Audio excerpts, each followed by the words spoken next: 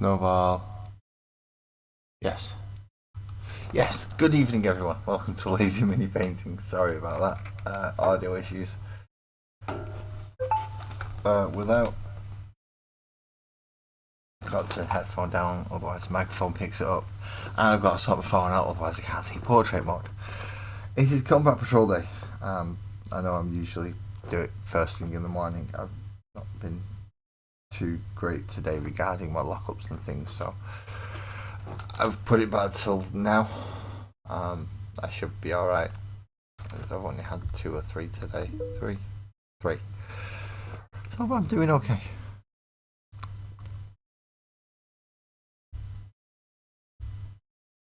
I'm just going to try and get to realise that I can join my own stream, which does help. So we have Combat Patrol and a lot of World Eater still on the desk. So we'll do the noise a bit first. Good evening, guys. Good evening. Get the magazine out, which is issue 62 this week. Nice big Tyranid on the front. And we get 2 pinks. We get Caliban Green, which is quite a nice dark green actually. Pop that there for a second. And we also get Wild Rider Red, which is a nice mid-tone for when you're coming up through the Khorne and through Mephiston, and then Wild Rider's slightly more of the orangey tints to it. It's still a nice colour. Good evening, Buzzard. Good evening. I'm assuming I've timed it for mealtime as per usual. Sorry, Twisted. Yeah, Twisted. I said Twisted. Yeah, mealtime as usual. So, as I've noticed when we get these magazines and they give us paints, they then tell us to go back and do all the things that we're now going to have to do with those paints. So expect to get out your Eldari to be doing armour layers with Wild Rider Red along the vehicles and the troops, and the cloak on the Farseer.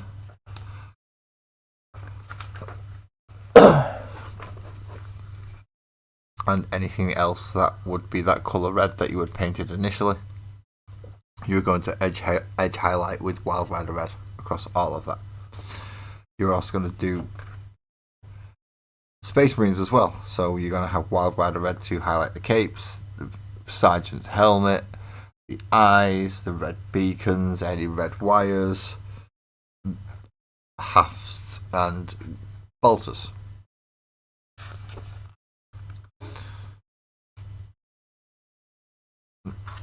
With Caliban Green, they're telling you to do the sergeant's lenses, then use Auric Flesh to give them the really bright glint. Good evening, Graham. Good evening. So it's lots and lots and lots of little stuff. Good evening. I'm not sure how to pronounce that. Yes. Hello and thank you for coming in. If you can put a phonetic how to say your name, that'll really help out, because I'm useless. So while essentially it's lots and lots of edge highlighting through pretty much every army that you've had so far, including the Votann, the Gene Stealers. In the case of the Gene Stealers, you're also coming back over with a bit of Wraithbone as well, just to Wraithbone highlight some of the fleshier sections.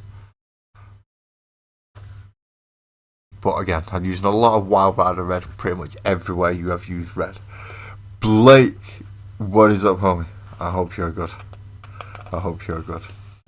So when they give you 2 paints, they expect you to get out pretty much every model you have done so far to highlight and apply said new paints.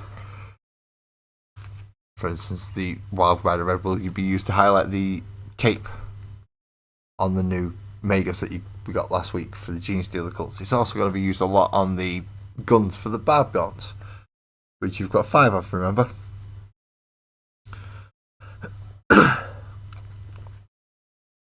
And that's not to mention all the other ones it's just gone through, like all your Eldar and everything else.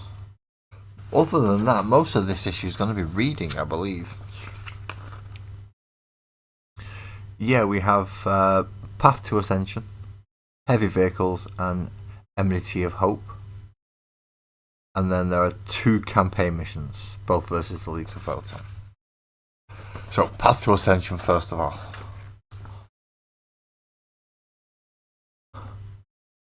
Once the Genestealer Patriarch has established a cult on a host world, it may take generations for its dark purpose to come to fruition. During this time, cultists will prepare for the day of Ascension, when their alien gods will finally reveal themselves and descend upon the world.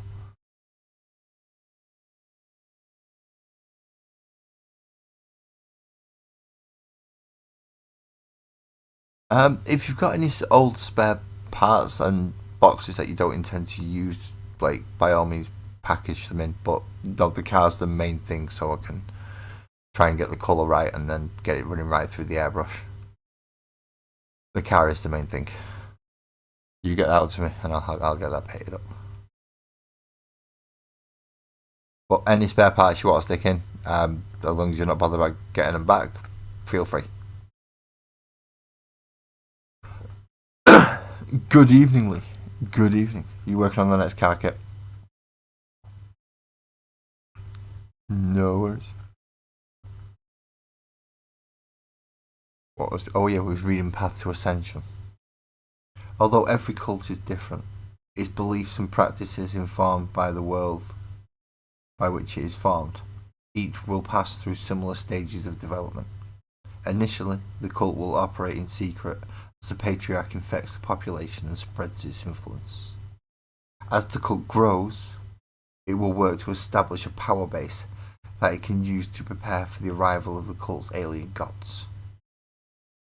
Later, as the Hive Fleet draws near, the Patriarchs will lead the cult in violent revolution, destabilizing Imperial rule and leaving the planet vulnerable to Tyranid invasion. That's not good.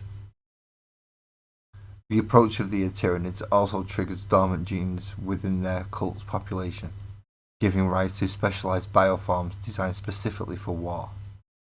These may be psychic abominations or warrior organisms with crushing pincers, sinuous whips, or scything blades for limbs. Such hybrids are utterly alien in appearance, and their presence would have put the cult at risk during the earlier stages of its development. As such, the birth of these creatures is seen as a great blessing by the cult, for it is a sign that the Ascension draws near. And it has actually got a picture of some weird little brainy dude. Specialist bioforms such as the psychic Benefictus are born in the years leading up to the Hive Fleet's arrival, adding their might to the cult. So, yeah, essentially really swollen brain with Tyranid plates on it. Does not look right. Does not look right at all. You're in both, Lee. You're in both. Thank you.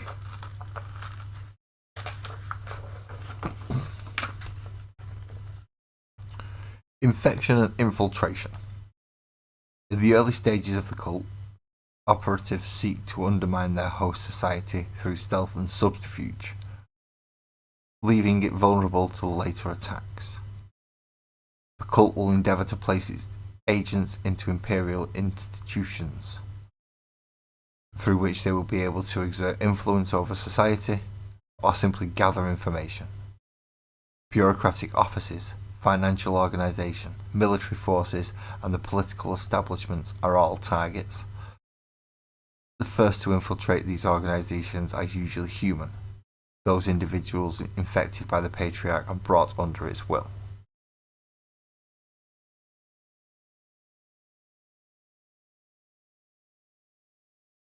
Oh, that's awesome, Graham. So you're selling dice and you've never managed to put them up on the website yet. Those black ones do look pretty impressive, I've got to say. I prefer them to the desert ones. Yeah, the black ones are nice. Insurrection. So the next section. Okay. After generations of preparation, the cult will begin a concerted effort against the Imperial rule. Genestealer cult specialists in guerrilla warfare, where their lack of numbers and heavy armaments are compensated for. Key installations are leveled by hidden explosives, communication networks are silenced, and defending troops are caught in ambushes and devastating hit-and-run attacks. The brood mines allows cult forces to coordinate these efforts with uncanny precision, forcing the foe to fight on multiple fronts.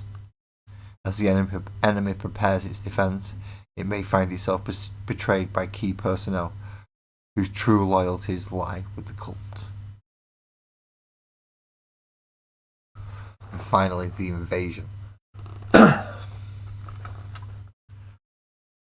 The day that has been foretold arrives, and the long-awaited Star Children descend.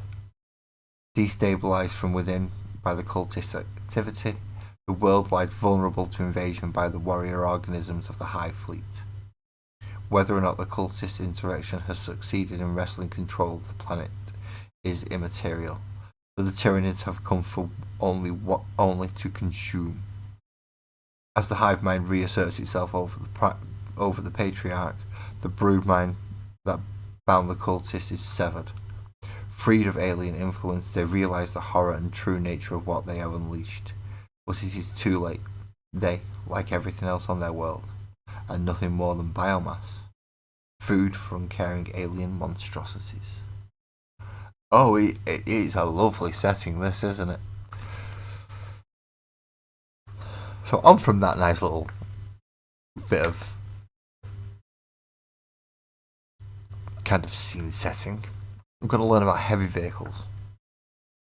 Mighty war machines advance across no man's land, conveyed by steel tracks, grav engines, or other more esoteric means of propulsion, their powerful weapons blasting all asunder.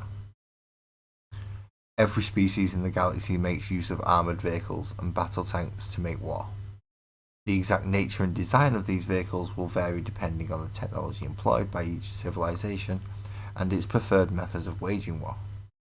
Some are lumbering behemoths, protected by thick slab-like armour, while others are graceful skimmers that use advanced hoverfields to keep them from harm. However, all share one common purpose: to bring devastating weaponry to bear on the enemy. Yep. That is pretty much what a tank should do. And the example they're going to give us here is the Rogel Dawn battle tank, which is this big beastie boy here. I think you do get one if you're getting one with the premium editions. You lucky people. The Rogel Dawn is a mobile bastion that is used by the Astra Militarum armies to anchor their battle lines or to spearhead armoured assaults. Small arms fire rattles ineffectively against its armoured hull as it advances across the battlefield, while its own formidable weaponry blows apart enemy vehicles and fortifications or shreds swathes of infantry like chaff. Yeah, it's just bristling with guns. It's like having two Lehman Russes but only getting one cannon. It's fairly chunky.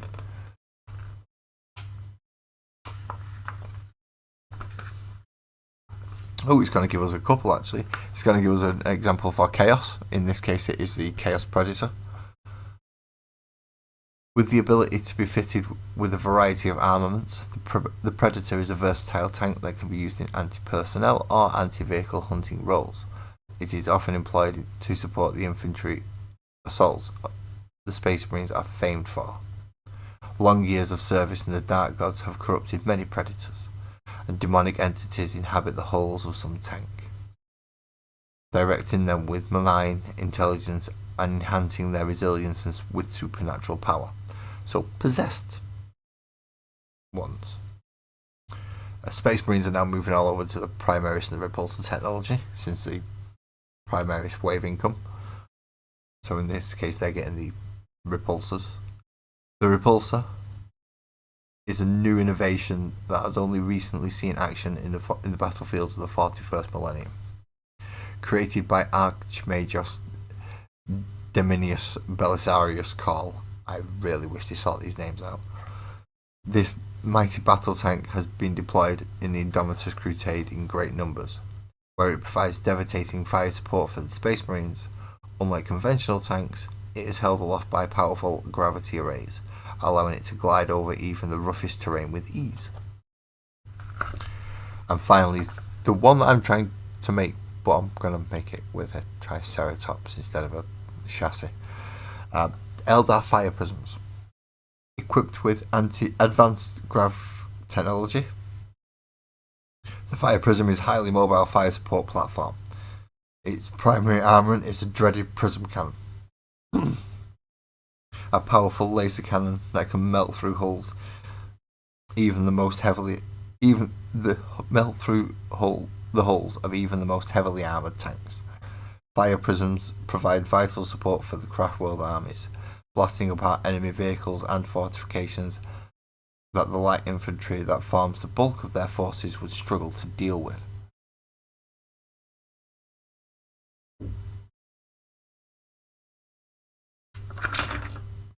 So that's the heavy vehicle section. What's the next read section? Is it a story? It is, and it's a Pharaoh story as well. Enmity of Hope. A metallic clang reverberated throughout the narrow chamber, followed by a slow, protracted hiss as the pressure in the boarding umbilical equalized with that of the vessel on the other side of the hatch. The ship's sensors indicate the life support systems are still operating over there, so we should have atmosphere, reported Nylos.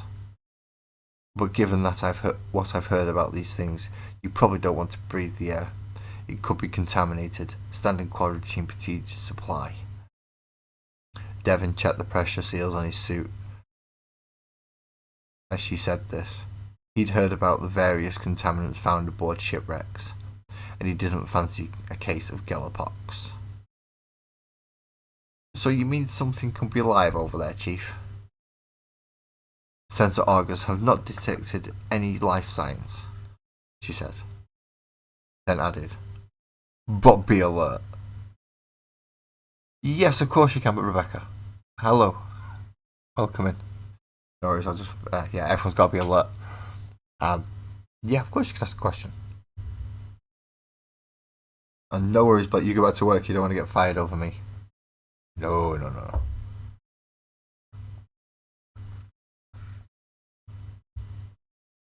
The Enmity of Hope, used Devon. Cheerful name. I've heard about space hulks. They say those things are haunted. Who knows what Emperor-forsaken creatures infest that thing? Uttered Tolgard, the salvage team's mechanic. Yeah? Well, I've also heard about the riches that can be found aboard one of these things, replied Erickson. Salvage, archaeotech, even STC files. There was this old sailor on Cyrus Station who... Okay, cut the comms chatter, ordered Nylos. Let's just get in and get out before anyone else notices it here. As soon as word gets out, everyone will want a piece of it. And I don't fancy being here when the Adeptus Mechanicus arrive.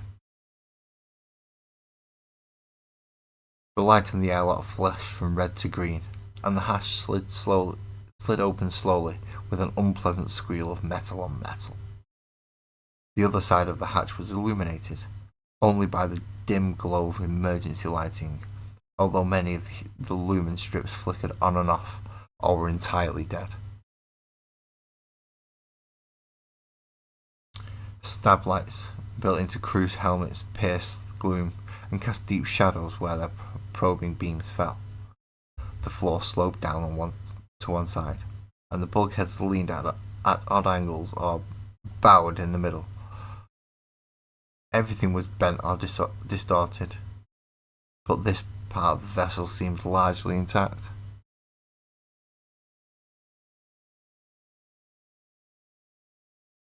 Take a small pause for a second.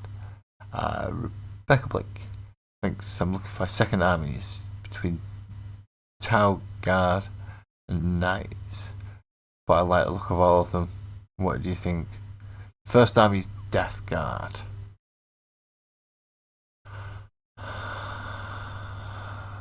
Yeah, you are painting a Space Bears army at the moment, and they're nice. But I'm not, of course, keen on the red. I prefer painting blue. I got rid of my Death Guard, but I've got World Eaters. I've got Guard. I've not got Tau. If I was gonna go Tau, it'll be mostly battle suits. It would have to be with Guard. I don't mind going a bit of infantry, and then tanks. I've got a Baneblade and 7 Leman Russes, and then infantry. So yeah, my vote. Praise the Emperor. Go for the Guard. Nobody likes Tau. You don't do close combat. But yeah, my vote is for go for the Guard. As much as it counts as anyone else's votes, please, anyone else with a comment, jump in. Oh dear, I've lost my place. Where was I? Oh yeah. But this part of the vessel seemed largely intact. That's where it was. The crew stepped out into the rusted decking, their footsteps echoing through the passageway. Baroque architecture and arched bulkheads confirmed what external scans had suggested, that the derelict ship that formed this part of the hull was imperial in design. Well, Delvin thought, at least that should make finding our way around a little easier. Looks like an old cargo hauler, Fox Tolkad, the crew's mechanic, over the closed comms net. Perhaps we'll be able to salvage a gravimetric stabilizer from this wreck. Ours is acting up. A new water recycler would be welcome too, chimed in Devin. It would be nice to drink something that doesn't taste like it was filtered through one of Ericsson's old socks. Hey! Devin brushed aside a tangled mess of wires and cables that dangled from a huge rent in the ceiling as he moved further into the ship. His helmet light swept back and forth across the room, causing the shadows to lengthen and withdraw with their movement. His fingers tightened around the grip of his combat shotgun as he advanced into the gloom. Aside from their own footsteps, the only sound that could be heard was the rattling and clanking of pipes and the occasional creak of tortured metal. "Are you sure this thing's stable?" he voxed. "Sure as we can be," came Nihilus's less than reassuring response. "Come on."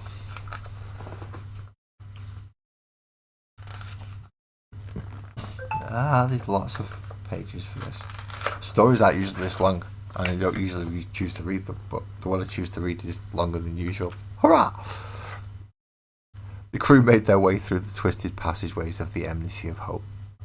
Broken machinery, falling ceiling panels, and other detritus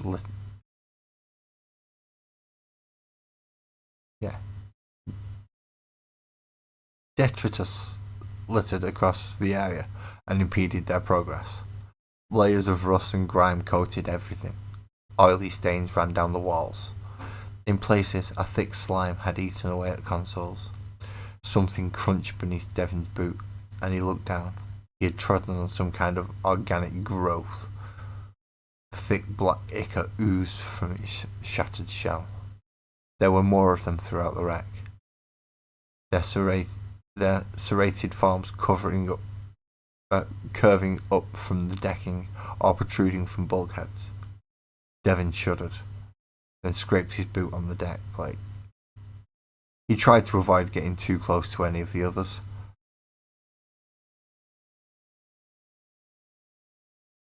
Beneath his suit, the hairs on the back of his neck stood on end. He had a strange feeling they were being watched.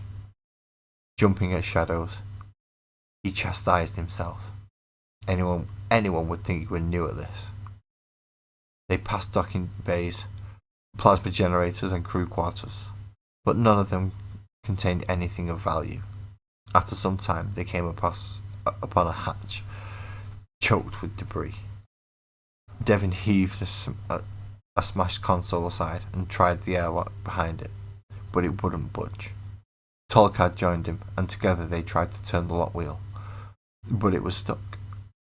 Stand aside, said Erickson, unshouldering a battered laser cutter. The powerfully built man handled the bulky equipment with ease. Bracing himself, he flicked the activation switch and then pulled the trigger. The aged device sputtered and then whined into life, an incandescent beam lancing out of its focusing lens and searing into the hatch. Sparks flared from the door's surface, and globules of molten metal fell sizzling to the deck as the laser bore its way into the thick metal. Erickson took a step back. Xenos scum indeed. For the Emperor. Although I do have Orcs and Tyranids.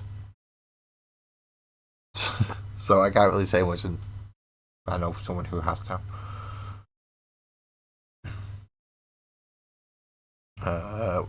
Erickson took a step back. After a few minutes, he had cut through the seal. With a kick from Devin, the severed door toppled, landing with a heavy clang. They stepped through the breach into a cavernous space, careful to avoid the still glowing edges of the hatch. Thick spores swirled through the air, disturbed by the changing air currents. They fluttered and danced in the beams of their helmet lights. Tolkien studied her aspects. Suddenly, a blip appeared and tracked across the static haze screen before blinking out a couple of seconds later. I do have chaos. Chaos. No, join us. Blood for the blood god, skulls for the skull stone. No chaos, join us. She gave the sight of her device two perfunctory slaps, performing the rite of persuasive maintenance she'd been taught. But the signal did not reappear. I'm getting sensor ghosts, she voxed. For a moment it looked as though something was moving in here. Are you sure we're alone? Asked Evan, doing his best to steady his voice. It's just a false reading, Tolkien replies. This hulk's playing havoc with my senses. But behind the thermal glass window of her helm, she looked less than confident, he thought. The end of the wide cavern was buckled. Chunks of rock were fused to a deck plate and walls. Metal spars jutted from the far end of the room. They looked less like they had pierced the ship, more like they had somehow passed cleanly through the hull. Tolkien scanned the wreckage. Her aspect beeped and whistled wildly. It looks like two ships fused together here. Must have phased right through one another in the warp. She stepped through the opening. As she did so, she twisted and stumbled. Her body spun through the air as though falling upwards. There was a sickening thud as she struck metal. Tolkien! Tolkien! Yelled Devin. There was no answer over the Vox network. Nihilus carefully peered into the room. Twin pools of light projected by her helmet illuminated Tolkien lying on what, from Nihilus's perspective, appeared to be the ceiling. Her limbs were splayed out at awkward angles, and her neck bent sharply to one side. She wasn't moving. Looks like some sort of gravity realignment, she reported. Must be caused by the artificial gravity of the other ship. Climbing ropes, she ordered, detaching a grappling hook from her backpack. Devin watched the rest of the team clumsily abseil down, or rather up, into the hole, then step over the threshold. He felt his stomach turn as gravity suddenly reorientated, and he found himself upended. He swallowed and began descending the rope after his crewmates. When he reached the bottom, he saw the others crouched over the body of Tolkien. She's dead, proclaimed Erickson quietly, his eyes downcast. From then on, the team progressed in silence. Devin carried the mechanic's aspects, although his knowledge of the device was limited. He'd never possessed Tolkien's affinity for machine spirits. Dev had glanced at his chronometer. Only a couple of hours had passed since they'd entered the hulk, but it felt like so much longer. Suddenly, a beeping noise came from Talcud's auspex. Some kind of motion sensor. The screen displayed a moving blip like before, but now it was much closer, almost on top of them. Devon caught sight of movement in his peripheral vision. He turned and saw a darkness moving within the shadows of the branching pipeworks above. There was an insectile quality to its movements as it skittered over them. For a moment he lost sight of it, then it darted toward Nihilus at the rear of the party. Before she could turn and aim her last pistol, two of its 6 limbs darted out towards her. She screamed as its taloned hands dug into her shoulders and hauled her off her feet. She managed to loose a shot from her pistol before it was knocked from her grip, but the lasbot merely flashed harmlessly against the creature's chitinous hide. Devin swung his shotgun up and tensed his finger on the trigger, but all he could see was a pair of kicking legs in the darkness, and he dared not shoot for catching Nihilus in the blast. When Nihilus was gone, lost in the labyrinth of pipework, for an agonizingly long moment her screams continued to come across the Vox network before being replaced by static.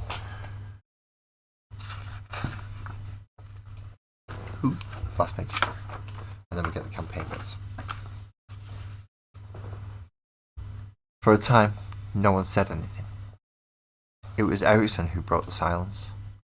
Throne! What in the 7 hells was that thing? Devin racked the slide of his shotgun and swept it across the room, searching for a target. I don't know, but we need to get out of here. They turned to head back the way they came. Devin saw a blur of limbs move amidst the forest of pipework and pulled the trigger. The blast resounded throughout the chamber. Sparks flashed where the shot struck metal. He fired again and again into the darkness, but there was no sign of his target. He advanced cautiously, weapon raised. Steam geysered from ruptured pipes. He was breathing heavily now. An icy chill ran down his spine.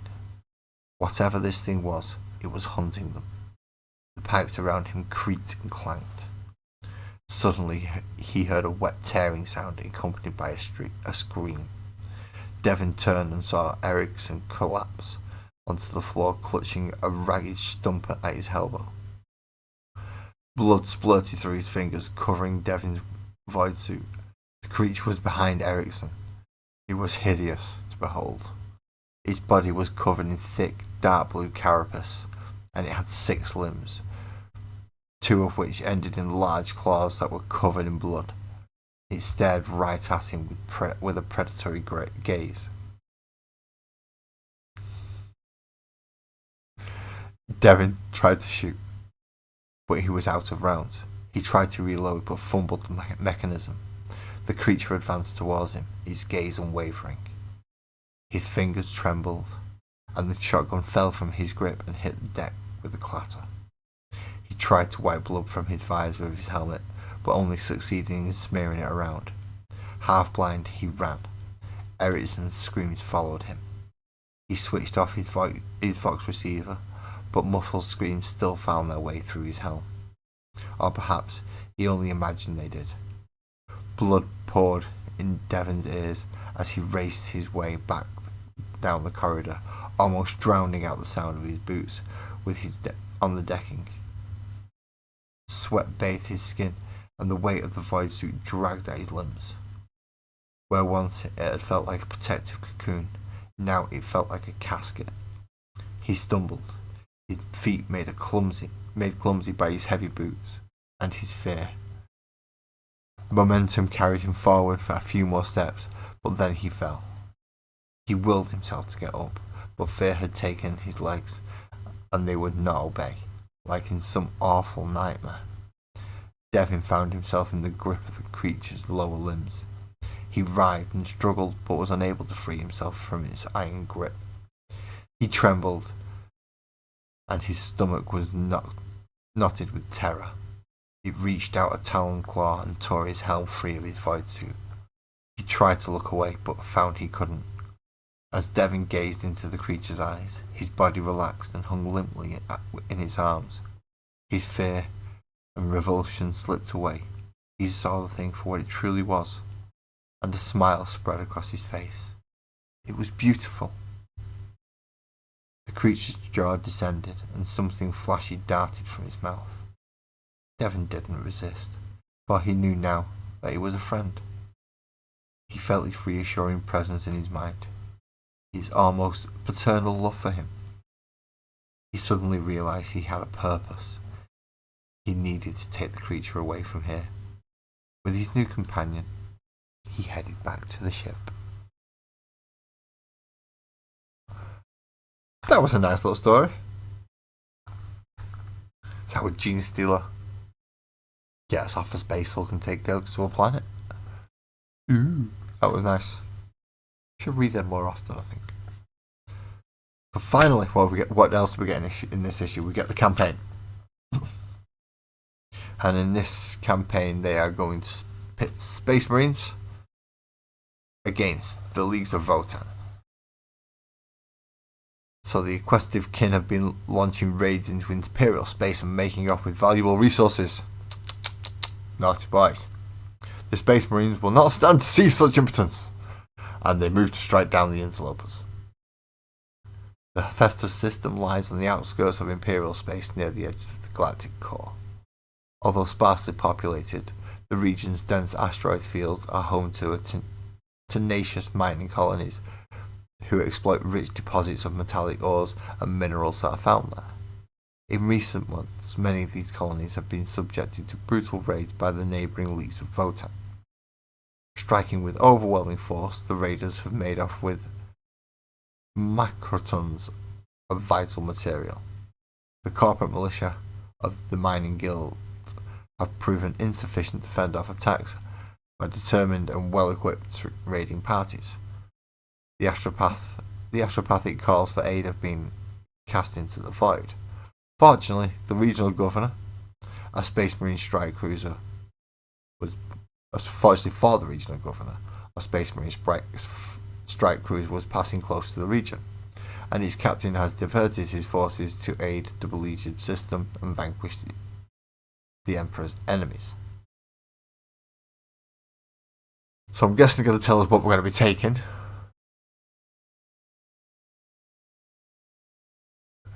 Ooh, you have an STC for Captain Titus, and you is going to be having one tonight. It's not fair. Okay, so to play this sweeping raid scenario, we're going to take which one? We're going to need sweeping raid, which you will find under Core Missions found under G, Core Missions 5, and it's the one with the really weird layouts, like 16 inches and 6 in odd kind of, yeah, there you go, like that. No, it's like 16 inches then 6, and then 16 inches and 6, and then 3 inches and 9 inches, and yeah, it's a pain in the rear end. Responding to petitions for aid from the regional governor, the Space Marines have arrived in the system to punish the thieves and deter future raids through a show of force. As a matter of honour, they will not let anyone pilfer from Imperium realms. After days of laying in wait, like a patient predator, their strike crew receives news of a raid in progress and moves swiftly to intercept. That's if you're playing the Space Marine side. If you're playing the Kin side for the Leagues of Votann, the Kin have quite a relaxed attitude to notions of ownership. To them, the ability to hold on to resources is far more important than simply staking claim to them. And if a foe is unable to defend their property, it is not really theirs. They have no trouble with the distant Imperium's claims to the riches of the Hephaestus system, and just theirs just because they say so, and they have dispatched forces to claim the resources.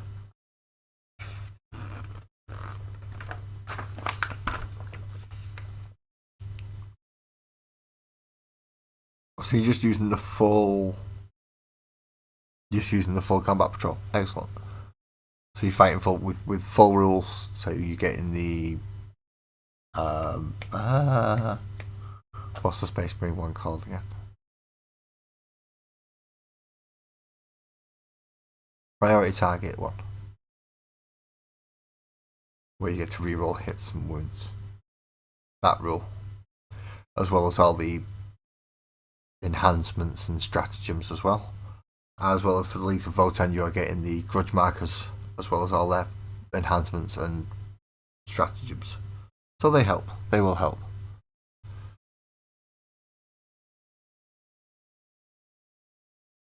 So for a Space Marine victory, it is as usual. If you are playing the full campaign and this is not your last victory, then move on to the next one. In this case, it would be going through Article H Campaign 7. If it is your third victory, then you have just won your campaign victory and hurrah, you have won. Same again for the Leagues of Votann. If it's your first or second, then you play your next match. And if it's your third, then hurrah, you have won. However, your next match, if you're Leagues of Votann, is against the Tyranid. And this is a display of might. To play the scenario, you are going to be finding it again under Core Mission 6. Relatively simple one, this one, where it's 14 inches from the centre, so just inside each deployment zone, and then 8 inches up from the centre for the two actual no man's land ones. And then you will play through that scenario with the full Tyranid and full Leagues of Votann combat patrols. The kin of the Leagues of Votann and the Tyranid clash over a world rich in natural resources that are essential to the survival of both species. Each must attempt to drive the other off the world. The Hernkin scouts of the Leagues of Votann have discovered a verdant world of expansive forests, deep oceans, and towering mountains. Not only is the world plentiful with water and oxygen, valuable resources for a largely void-based civilization, but initial scans show deep deposits of valuable metal beneath the surface of the planet. This newly discovered planet was christened Kibola by the League. The League were quick to establish a claim on the world, but as any kin knows, what is yours is only yours for as long as you can hold on to it. Military outposts were established across Kibola's surface as a display of might to deter enemies and to protect the colonists. However, a planet so abundant in life soon attracted the attention of the hive mind, and alien creatures made planetfall by the thousands, seeking to destroy the kin's defences and seize the world for themselves. If the kin want to keep the world, they will have to fight for it. Very nice. So you are using the full Tyranid detachment, so you're getting Shadow in the Warp to cause what's it called? Battle Shock. As well as, again, the enhancements and the oath markers and the enhancements for the Leagues of Votann. If either side is lucky enough to win, then they move on to their next fight, unless it's their third victory and you're playing the campaign, in which case, hurrah, congratulations, you have just won the campaign for your side. Very easy, really, very, very easy. Quite simple. Quite simple. If Votann protect the world is theirs to plunder. If the Tyranids win the world, it's theirs to plunder. Quite simple. So what's next week? Next week is the 5 Acolyte hybrids. Now these have multiple arms and multiple weapons, and he's got a great big chainsaw. He's got a circular saw blade thing there. And after that, in issue 64 and 65, is a group of 10 neophyte hybrids.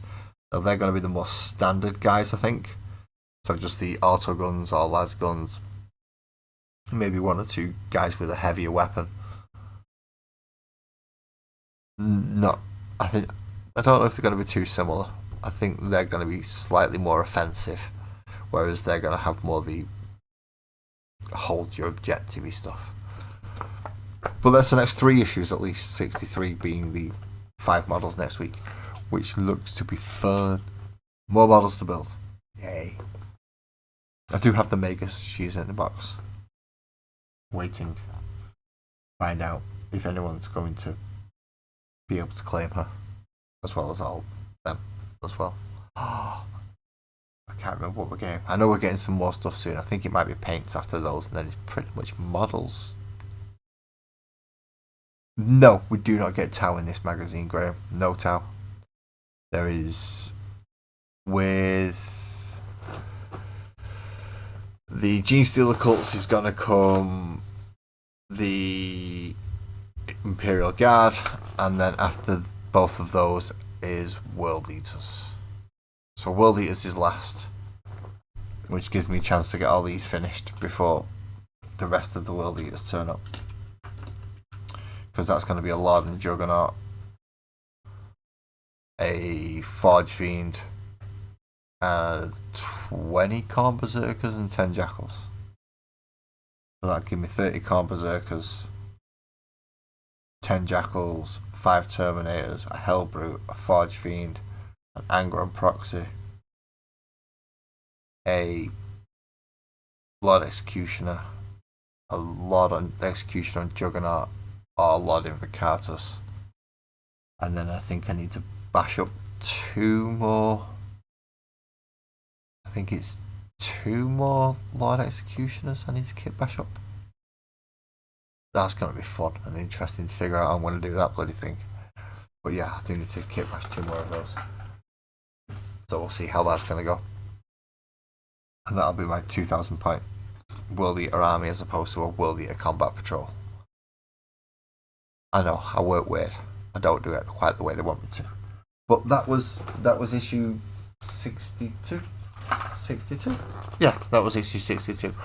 A lot of reading in this magazine, and a lot of getting all the collection out, doing little bits of painting, putting all the collection away.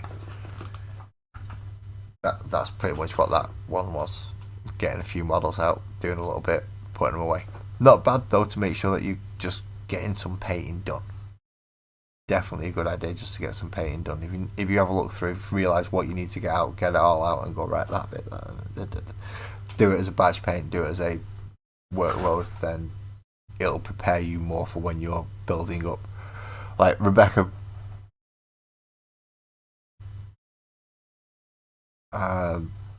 who wishes to do a either Tau or Guard Force, both of which can be extremely infantry heavy. So batch painting is something you need to do with them. Orcs are the same. Tyranids, definitely so if you're running hordes. You're running lots and lots of gaunts, you're doing lots and lots of batch painting, lots of it. Lots of it. I mean, running 60 termagants, not fun. Not fun. Movement takes forever. Shooting takes forever. Everything takes forever. Except for your player's turn. Because you just shoot 1 unit of termagants off the board and then that's it, done. But yes, thank you everybody for coming to see this one. I know I was late today. I am sorry. Afflictions, they are what they are. I look forward hopefully to seeing anyone who's joining tomorrow night with the Magical World of Sparkles and Oak, as we've started work on the next floor, so whether or not I'm going to do the back or start on models, I don't know. I'll let Sparkles decide that tomorrow, however she's feeling and however she wants me to do it. So I've still got the back wall, which is a corrugated card, and I've still got about 6 models to put up there, so I've got them to paint as well. So I look forward to seeing everybody tomorrow night. Where is it gone? There it is. So in the meantime, thank you very much, and I will see you all later. Please drive safe.